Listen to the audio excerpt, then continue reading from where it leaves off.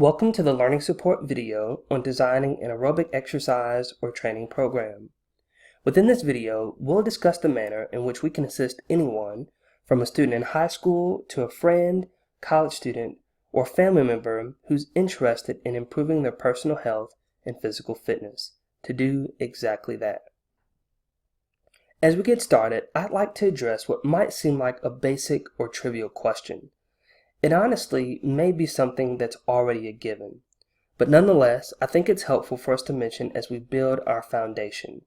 And that question is this: what makes something a cardiovascular exercise?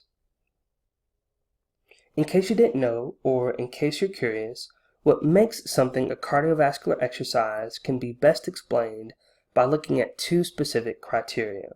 The first is this: the activity or exercise has to be above resting heart rate levels. Here's the second criteria: the activity must occur for a sustained amount of time. Now, the recommendation for the activity to last is at least 20 minutes per day. Now, the great thing is that this 20 minutes doesn't have to occur all at once. We could advocate for someone taking these 20 minutes and breaking them up into two 10-minute segments.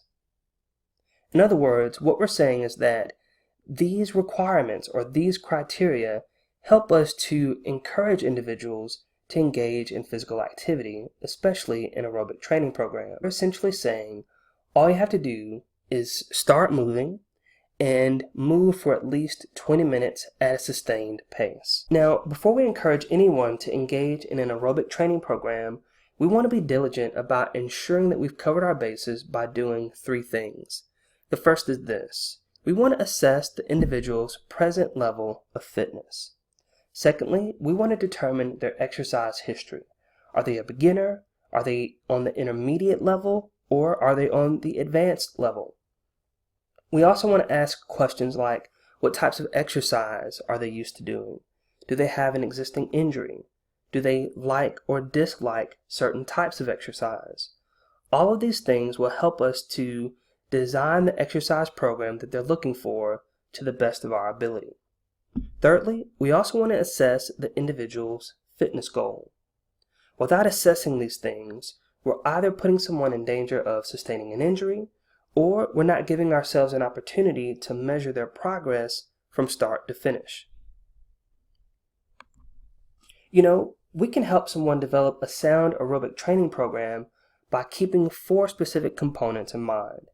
Those components are mode, intensity, frequency, and duration.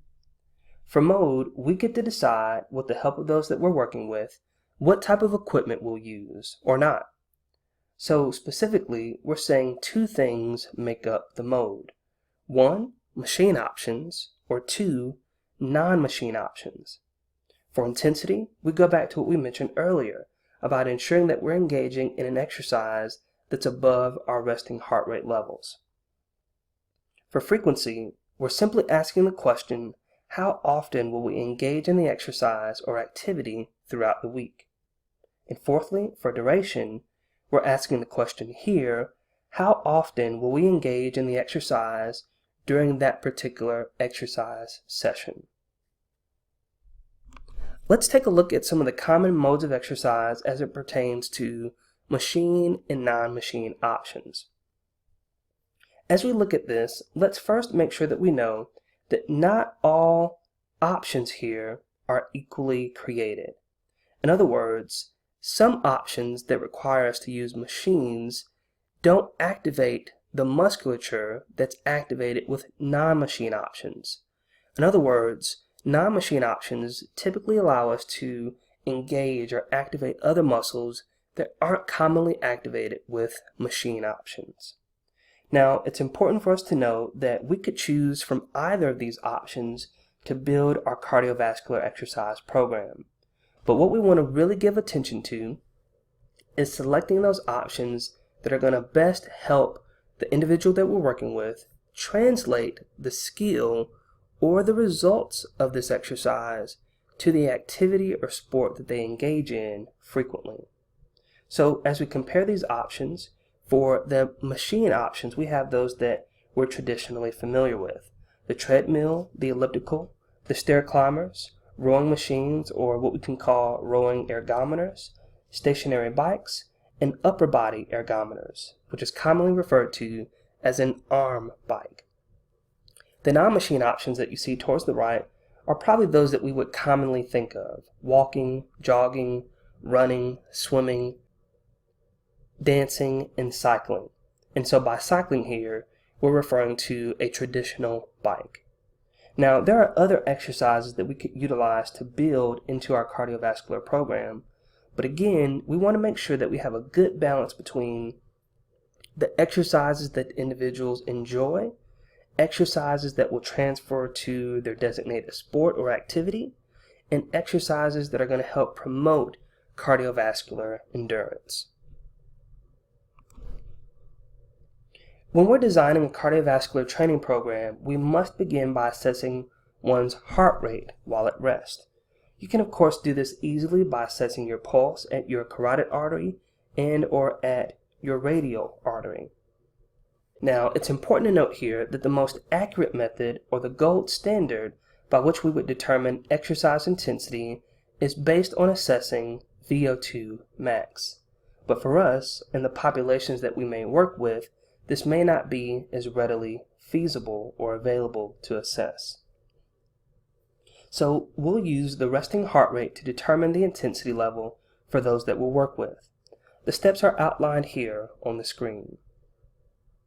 We'll first use the following equation: 208 minus 0.7 multiplied by the individual's age. This formula helps us to determine our maximum heart rate level. Now, this is slightly different from what we may be familiar with. Many of us are familiar with the formula 220 minus age. But this formula that we looked at above, 208 minus 0.7 multiplied by age, is said to be more accurate. Next, for step 2, we'll subtract our resting heart rate from our maximal heart rate. This gives us what we call our heart rate reserve.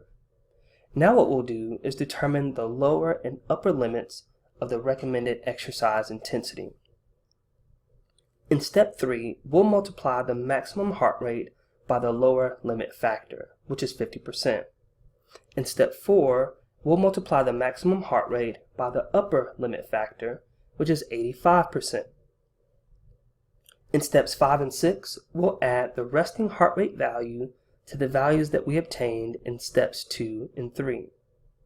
At the conclusion of our calculations, we'll have a target heart rate range that is recommended to help improve someone's cardiovascular fitness. Now, there are essentially two primary recommendations regarding the intensity level at which we engage in cardiovascular exercise. The first one is for individuals that we classify as healthy, meaning they have limited to no injuries, they're in good health, and they're non-sedentary. These individuals should exercise between an intensity of 50 to 85% of their heart rate reserve. This range provides us with significant opportunity to progress. For example, we can work our way from 50 to 55% and upwards. Now, it's important to note here too that those who are extremely deconditioned have an intensity level at which they should exercise. Now, for these individuals, we really want to start them at no more than 30% of their heart rate reserve. As one continues to move away from living a sedentary lifestyle to being more active, we can appropriately increase the intensity of their exercise. So we could help them move from 30 to 35% of their heart rate reserve, and maybe even to 40% of their heart rate reserve as they improve and progress. Now that we have an idea of where we'd like someone to begin training at their intensity level, we can now give our attention to frequency. For frequency, we can rely heavily upon the recommendation from the American College of Sports Medicine. They've said that aerobic exercise should be done 3 to 5 days per week, and that training for fewer than 2 days per week is generally not a sufficient stimulus for developing and or maintaining fitness. With this information in mind, we can use the following as a general fitness goal: a minimum of 2 days per week to a maximum of 5 days per week. Again, this provides individuals an opportunity to have sufficient rest throughout the week while still improving or maintaining their cardiovascular fitness. Now what we can do is get a sense of what a typical week may look like when we determine the frequency of our cardiovascular training regimen. The chart that you see here helps us to also consider a recommended frequency based on one's training level. For example, those who fall in the beginners or the novice category are individuals that have been sedentary and are those that don't have a consistent exercise regimen. On the other hand, those that are at the intermediate level do have a consistent cardiovascular program, and those at the advanced level are most likely athletes. Now, we must ask, well, how do we choose between 4 days of exercise and 5 days of exercise for the intermediate level individual or athlete?